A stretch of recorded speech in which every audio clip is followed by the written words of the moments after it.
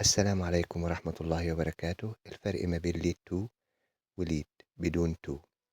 lead to بتساوي result in، معناها يؤدي إلى. إنما lead بتيجي بمعنى live، يعني يحيا، وهنا بيتبعها نوع الحياة اللي الشخص بيعيشها.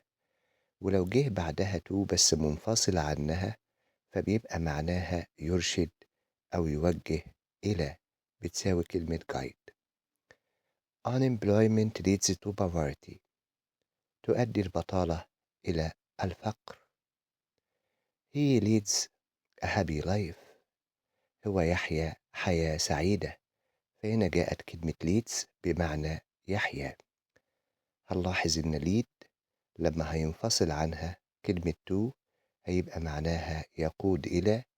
He leads them to success، هو قادهم إلى النجاح. كان معكم مستر محمد بركات.